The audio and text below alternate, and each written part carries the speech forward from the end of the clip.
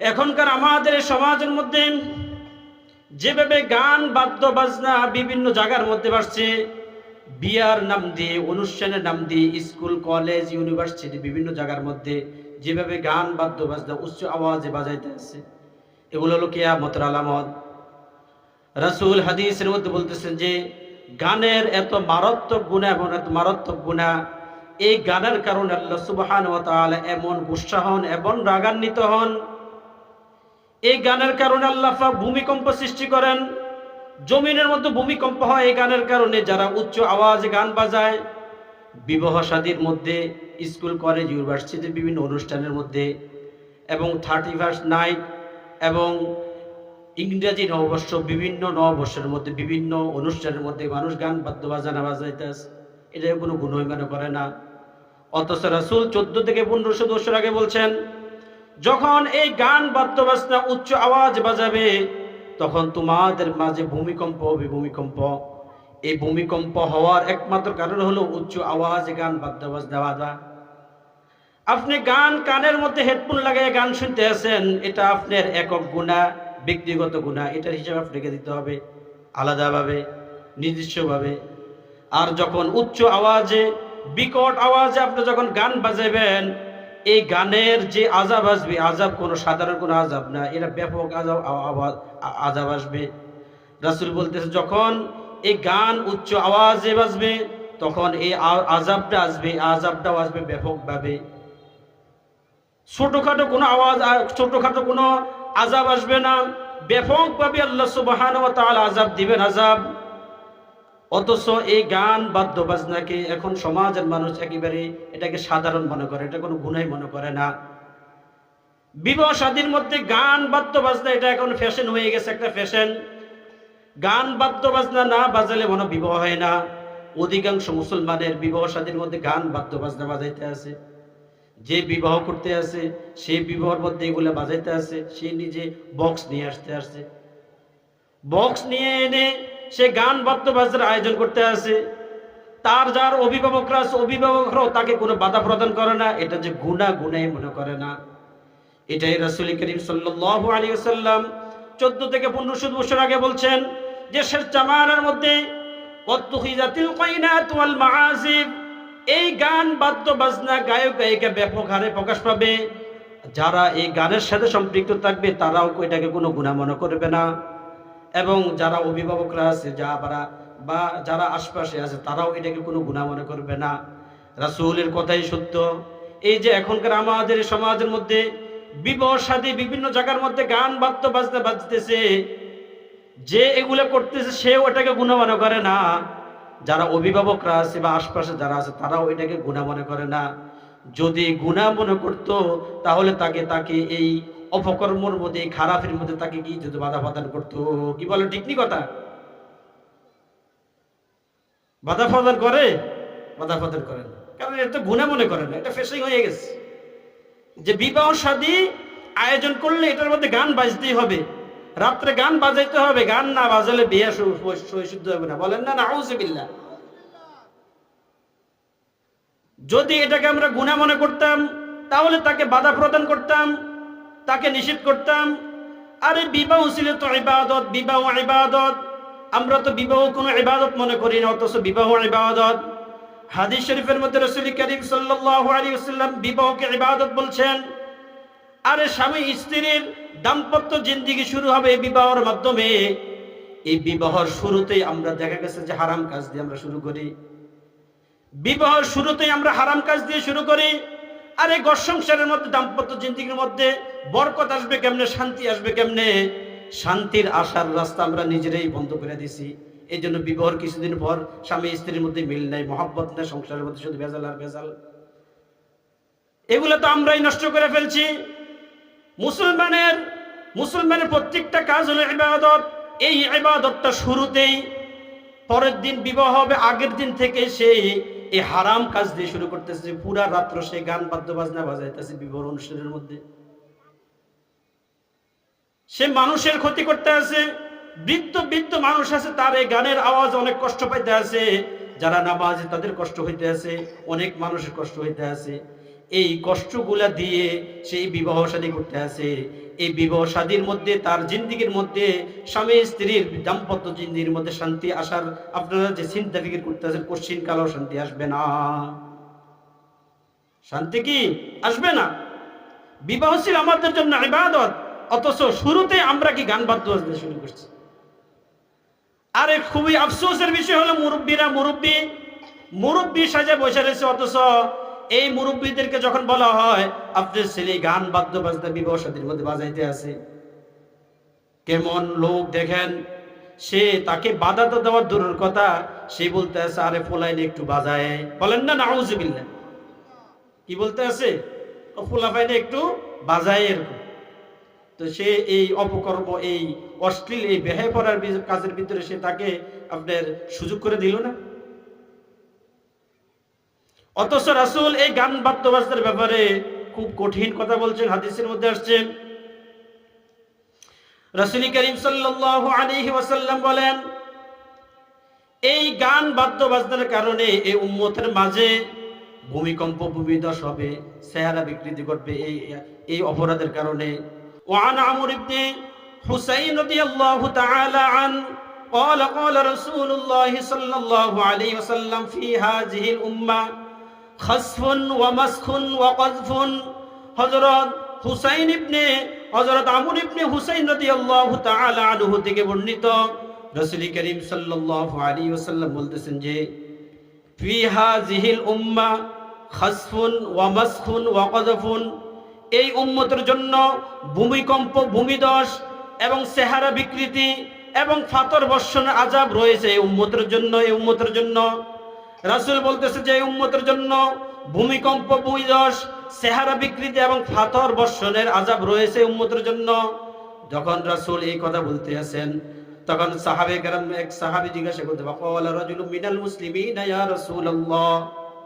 তখন জৈনিক মুসলিম ব্যক্তি বলতেছে যে ইয়া রাসূলুল্লাহ ওয়া মাতা যাকা, তা কখন হবে যে এই উম্মতের মাঝে ভূমিকম্প ভূমিধস যে হবে, এই যে আযাবগুলো হবে এবং আল্লাহ তাআলা আকাশ থেকে ফাতরের বৃষ্টি বর্ষণ করবেন, ফাতর বর্ষণ করবেন।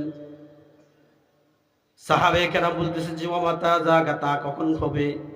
তখন রাসূল বলতেছেন যে ক্বালা ইযা যাহারাতিল কায়নাতু ওয়াল মাআজিব, যখন সমাজের মধ্যে গান বাদ্য বাজনা গায়ক গায়িকারা ব্যাপক হারে প্রকাশ পাবে, গান বাদ্য বাজনা সমাজের মধ্যে ওপেন হয়ে যাবে, যারা এই গানের সাথে সম্পৃক্ত তারা এটাকে কোনো গুনাহ মনে করবে না, যারা গান শুনতেছে না তারাও এই গান বাদ্য বাজনা দেখে তারাও এটাকে কোনো অপরাধ মনে করবে না। যখন সমাজের মধ্যে এই উচ্চ আওয়াজে বিবাহ শাদী বিভিন্ন জায়গার মধ্যে এই সমস্ত এই গান বাদ্য বাজনা বাজবে, তখন রাসূল বলতেছে যে তখনই তোমাদের উপরে ভূমিকম্প এবং ভূমিধস হবে, এই আযাব আল্লাহ তাআলার তরফ থেকে আসবে তোমাদের কাছে। বলেন না নাউযুবিল্লাহ।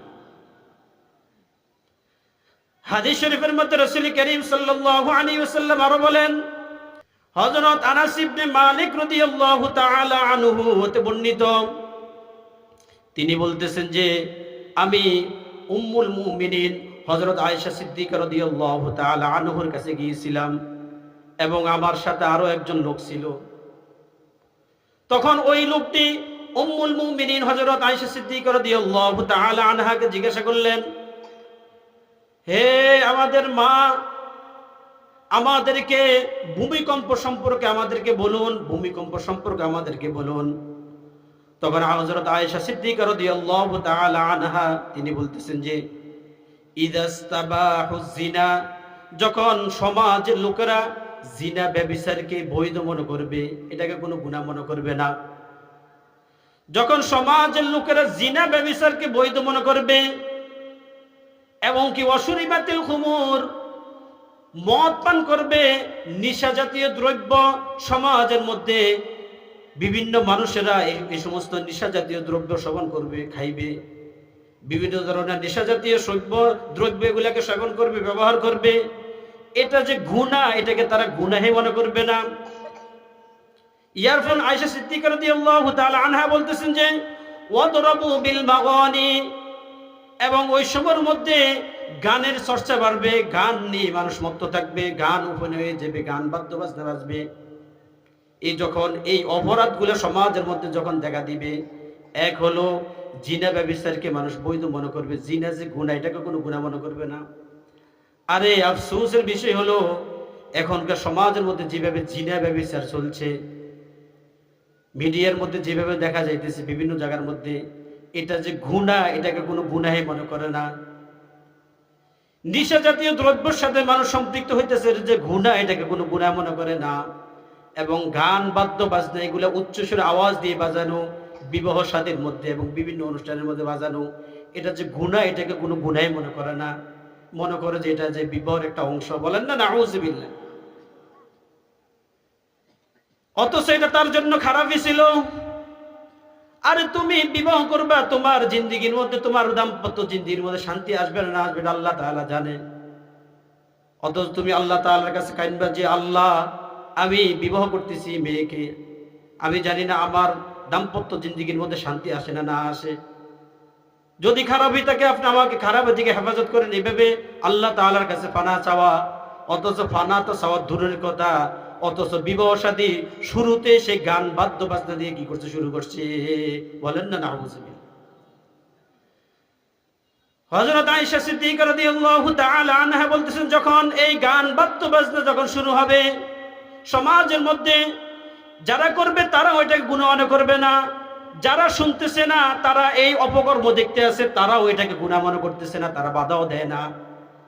তখন ওয়াল্লাহু আযজা ওয়া জাল্লা ফিস সামাই, তখন আল্লাহ সুবহানাহু ওয়া তাআলা আসমানের মধ্যে রাগান্বিত হন, ক্রোধান্বিত হন, গুসসা হন আসমানের মধ্যে।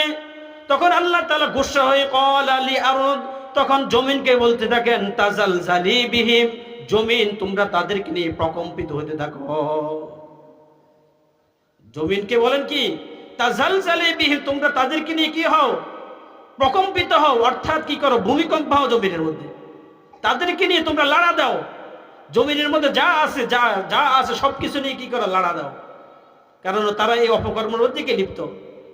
আল্লাহ সুবহানাহু ওয়া তাআলা জমিনকে সরাসরি বলেন যে ক্বালা লি আরদ ফাজালজালি বিহিম, জমিনকে বলতে দেখেন, জমিন তুমি এই অধিবাসীদেরকে সহকারে তুমি কি লড়ো, অর্থাৎ লাড়া দাও। তখন জমিন লাড়া দেয়। রাসূল বলতেছে যে এই গান এমন মারাত্মক, যখন জমিনের মধ্যে প্রকাশ্য উচ্চস্বরে গান বাজায়, গান বাদ্য বাজনা বাজায়, তখন এই জমিনের মধ্যে এইভাবে কি হয়, ভূমিকম্প হয়, ভূমিধস হয়। অথচ আমাদের এই সমাজের মানুষ এই গান বাদ্য বাজনাকে এটাকে কোনো অপরাধে মনে করে না, গুনাহ মনে করে না।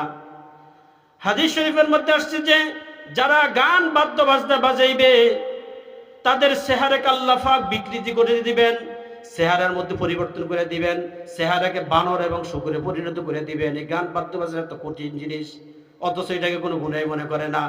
বিবাহের মধ্যে গান বাজাইতেছে, বিভিন্ন জায়গার মধ্যে গান বাজাইতেছে, এটা কোনো গুনাহ মনে করে না। অথচ রাসূল বলতেছে যে উমসাখু কওমুন ফি হাযিহিল উম্মাহ ফি আখিরিজ জামানি কিরদাতান ওয়া খানাজির। রাসূল করিম সাল্লাল্লাহু আলাইহি ওয়াসাল্লাম বলতেছে যে এই উম্মতের শেষ জামানার মধ্যে কিছু লোকের চেহারাকে আল্লাহ পাক বানর এবং শুকরে পরিণত করে দিবেন, বানর এবং শুকর। তখন সাহাবায়ে কেরাম বলতেছেন ক্বালা আলাইসা ইয়াশহাদুনা আল্লা ইলাহা ইল্লাল্লাহ ওয়া আন্না মুহাম্মাদুর রাসূলুল্লাহ। ওগো আল্লাহ পাকের নবী, যেই লোকগুলার চেহারাকে আল্লাহ পাক বানর এবং শুকরে পরিণত করে দিবেন, তারা কি এই কথার সাক্ষ্য দিবে না আলাইসা ইয়াশহাদুনা আল্লা ইলাহা ইল্লাল্লাহ, তারা কি এই কথার সাক্ষ্য দিবেন আল্লাহ তাআলা ছাড়া কোনো মাবুদ নেই, ওয়া আন্না মুহাম্মাদুর রাসূলুল্লাহ, এবং মুহাম্মদ সাল্লাল্লাহু আলাইহি সাল্লাম তাআলা রাসূল, এই কথার সাক্ষ্য কি তারা দিবে না? রাসূল বলতেছে যে ক্বালা বালা, হ্যাঁ তারা এই কথা সাক্ষ্য দিবে, এই কথা সাক্ষ্য দিবে, এমনকি তারা নামাজও পড়বে। ক্বালা বালা ওয়া ইয়াসুমুনা ওয়া ইয়াহুজ্জুনা ওয়া ইউসাল্লুনা। রাসূল বলতেছেন তারা তো আল্লাহ তাআলাকে আল্লাহ বলে সাক্ষ্য দিবে এবং আমাকে নবী হিসেবে সাক্ষ্য দিবে, এমনকি তারা নামাজ পড়বে, রোজা রাখবে, হজ করবে, যাকাত দিবে। এরপরও আল্লাহ সুবহানাহু ওয়া তাআলা তাদের চেহারাকে বানর এবং শুকরে পরিণত করবেন। তখন সাহাবে কেরাম রাদিয়াল্লাহু তাআলা আনহু আজমাইন আশ্চর্যান্বিত হয়ে গেলেন। কিলা ফামা বালুহুম, সাহাবে কেরাম রাসূলকে বলতেছে ইয়া রাসূলুল্লাহ, এই অবস্থার কারণ কি? তারা আল্লাহকে আল্লাহ বলে স্বীকার করবে, নামাজ পড়বে, যাকাত দিবে, সবকিছু করবে, এরপরও তাদের চেহারাকে বানর এবং শুকর পরিণত হবে কেন? তারা আল্লাহ তাআলা তাদের চেহারাকে বানর এবং শুকর বানাবেন কেন? তারা তো আল্লাহ তাআলাকে মানতেছেন, নামাজ রোজা হজ যাকাত ইবাদত বন্দি করতে আছে, এরপর তাদের চেহারা বানর এবং শুকর হবে কেন? রাসূল বলতে আছেন যে ক্বালা ইত্তাখাযুল মাআজিফ ওয়াল গায়নাত, এই মানুষগুলা ইবাদত বন্দিগি করবে, আবার এই গান বাদ্য বাজনার সাথে তারা কি থাকবে? সম্পৃক্ত থাকবে। এদিক দিয়ে নামাজও পড়বে, মাহে রমজানের সিয়াম পালন করবে, ইবাদত বন্দি করবে, আবার এদিক দিয়ে গানের সাথে সম্পৃক্ত থাকবে, গানের অনুষ্ঠানের মধ্যে যাবে, যেখানে গানের মজমা হয় ওই গানের অনুষ্ঠানের মধ্যে যাবে। এটা যে গুনাহ, এটাকে সে গুনাহ মনে করবে না। বিবাহ শাদীর মধ্যে গান বাজানো হবে। দেখা গেছে যে আমাদের মাঝে বহু যুবক আছে, এই যুবকেরা নামাজও পড়ে, আবার এই নামাজের সাথে সাথে আবার কি করে? এই গান বাদ্য বাজনার আয়োজন করে, এই গানের আসর জন্মা। কি বলেন, এরকম আছে না? কথা বলেন না কেন? আছে না এরকম? এটাই রাসূলের ভবিষ্যৎবাণী যে তারা ইবাদত বন্দি করবে, আবার এই ইবাদত বন্দির সাথে আবার এই গান বাদ্য বাজনার সাথে তারা সম্পৃক্ত হবে। বিবাহর নাম দিয়ে বিবাহর আগের দিন রাত্রে তারা এই গানের আয়োজন করবে। আবার দেখা গেছে যে আবার যখন নামাজের সময় হয়, আবার নামাজের মধ্যে তারা আবার যায়। রাসূল বলতেছে এই লোকগুলার উপর আল্লাহ পাক এমন অসন্তুষ্ট হবেন, তাদের চেহারাকে আল্লাহ পাক বানর এবং শুকরে পরিণত করে দিবেন। বলেন না নাউযুবিল্লাহ। মুআজ্জাজ হাজিরিন, বানর এবং শুকুর পরিণত হয়ে গেছে। আমরা তো দেখি না, বানর এবং শুকুর হয়ে গেছে। যারা এই গান বাদ্য বাজনার সাথে সম্পৃক্ত, উচ্চ সুরে গান বাজাইতে আছেন বিবাহ অনুষ্ঠানের মধ্যে, বিভিন্ন জায়গার মধ্যে, আবার এদিক দিয়ে ইবাদত বন্দি করেন, তাদের চেহারা কিন্তু শুকুর এবং কুকুর হয়ে রয়েছে। আমরা দেখি না? কিতাবের মধ্যে আসছে যে শাহ ওয়ালিউল্লাহ মুহাদ্দিস দেহলভী রহমতুল্লাহ আলাইহি, অনেক বড় আল্লাহওয়ালা। এই শাহ ওয়ালিউল্লাহ মুহাদ্দিস দেহলভী রহমতুল্লাহ আলাইহি দিল্লির শাহে জামে মসজিদের মধ্যে খুতবা দিতেন। খুতবা দেওয়ার সময় যখন তিনি আলোচনা করতেন, খুতবা দিতেন, এই রুমালকে নিজের মাথার উপর দিয়ে এভাবে ঢাইকাইয়া পরে খুতবা দিতেন। তার খাদেম তাকে জিজ্ঞাসা করতেছে, হুজুর আপনি সবসময় রুমাল মাথার উপর দিয়ে ঢাইকাইয়া আলোচনা করেন, কারণ কি? বলতে তুমি এটা জানতে হলে আমার এই রুমাল তোমার মাথার মধ্যে দিতে হবে। শাহ ওয়ালিউল্লাহ মুহাদ্দিস দেহলভী রহমতুল্লাহ আলাইহি কিতাবের ভিতরে লিখছে, তিনার এই রুমাল ওই খাদেমের মাথার মধ্যে দিলেন। খাদেমের মাথার মধ্যে দিচ্ছে, দেওয়ার পর বলতেছে যে এবার মসজিদের কাতারের দিকে তাকাও। মসজিদের কাতারের দিকে যারা নামাজ পড়তে আসছে আজকে জুমার দিন, যখন কাতারের দিকে তাকাইছেন, কাতারের দিকে তাকানোর সাথে সাথে তিনি এমন এক আওয়াজ দিচ্ছেন, বিকট আওয়াজ দিচ্ছেন। বিকট আওয়াজ দেওয়ার সাথে সাথে তিনি বেহুশ হয়ে গেছেন। কিতাবের ভিতরে লেখে তাকে পরবর্তী নিয়ে যাওয়া হয়ে গেছে এখান থেকে, সে তো বেহুশ হয়ে গেছে। পরবর্তী তার হুঁশ ফিরে আসছে। হুঁশ ফিরে আসার পর তাকে জিজ্ঞাসা করলো, কি হয়েছে, কি দেখলা তুমি? রুমালটা, আমার রুমাল তোমার মাথার মধ্যে দেওয়ার পরে কি হয়েছে, কি দেখলা? বলতেছে, হুজুর আপনার রুমাল যখন আমার মাথার মধ্যে দিছেন, তখন আমি কাতারের দিকে তাকাইতে দেখছি কিছু মানুষের চেহারা শুকুরের মতো দেখা যায়, কিছু মানুষের চেহারা বানরের মতন দেখা যায়, কিছু মানুষের চেহারা কুকুরের মতন দেখা যায়, আবার মাঝে মাঝে কিছু মানুষের চেহারা দেখা যায়। কিছু কিছু কি দেখা যায়? মানুষের চেহারা দেখা যায়। শুকুর হয়ে রয়েছে, কুকুর হয়ে রয়েছে। অথচ আল্লাহওয়ালারা তারা এই চক্ষু দিয়ে দেখতেন। ইত্তাকু ফিরাসাতাল মুমিন ফাইন্নাহু ইয়ানজুরু বিনুরিল্লাহ। আল্লাহ পাকের রাসূল তিরমিজির হাদিসের মধ্যে বলতেছে যে আল্লাহ তাআলার এমন কিছু বিশেষ বান্দা আছে, ফাইন্নাহু ইয়ানজুরু বিনুরিল্লাহ, তারা আল্লাহ তাআলার নূরের মাধ্যমে দেখে। তাদের দেখা আর আমাদের সাধারণ ব্যক্তিদের দেখা অনেক ডিফারেন্স। আল্লাহ সুবহানাহু ওয়া তাআলা তাদেরকে এমন চক্ষু দান করেন, ফাইন্নাহু ইয়ানজুরু বিনুরিল্লাহ। আল্লাহ পাকের নবী বলতেছে তারা এই দেখাটা বাহ্যিক দৃষ্টিতে দেখে না, অন্তর্দৃষ্টি দিয়ে দেখে। এই অন্তর্দৃষ্টি দিয়ে তারা দেখে তাদের কি হালত, উম্মতের কি হালত। এই জন্য শাহ ওয়ালিউল্লাহ মুহাদ্দিস দেহলভী রহমতুল্লাহ আলাইহি তিনি সবসময় এই খুতবা দেওয়ার সময় এইভাবে ঢাইকা কি করতেন, খুতবা দিতেন, যেন এই শুকুর কুকুর এই সমস্ত ব্যক্তিদের চেহারা যেন আমার নজরের মধ্যে যেন না আসে। এর জন্য মুআজ্জাজ হাজিরিন, এটা কিন্তু খুবই খারাপ বিষয় যে সমাজের মধ্যে এখন যেভাবে গান বাদ্য বাজনা শুরু হয়েছে বিবাহ শাদীর মধ্যে, যারা করতে আছে তারা এটাকে গুনাহ মনে করে না, যারা আমরা অভিভাবক আছি তারাও এটাকে কি করে না, গুনাহ মনে করে না। অথচ এই গান বাদ্য বাজনার কারণে ভূমিকম্প ভূমিধস হবে এবং চেহারা বিকৃতি ঘটাই দিবেন, চেহারাকে বানর এবং শুকরে পরিণত করে দিবেন আল্লাহ তাআলা এই সমস্ত ব্যক্তিদের, যারা এই গান বাদ্য বাজনার সাথে কি সম্পৃক্ত।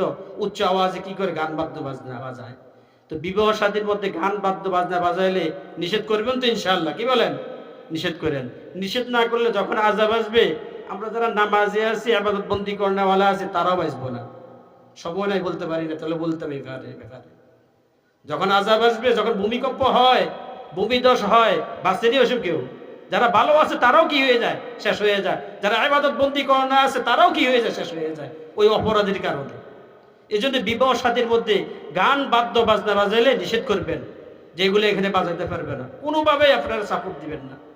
বিবাহের বরকত নষ্ট হয়ে যায়, স্বামী স্ত্রীর দাম্পত্য জিন্দিগির বরকত হয়ে যায়, নষ্ট হয়ে যায়। এই জন্যই তো সংসারের মধ্যে এখন শুধু আপনার অশান্তি আর অশান্তি। দাম্পত্য জিন্দিগির মধ্যে কি আসে না? শান্তি আসে না। হারাম দিয়ে আমরা বিবাহ কাজ কি করে শুরু করি?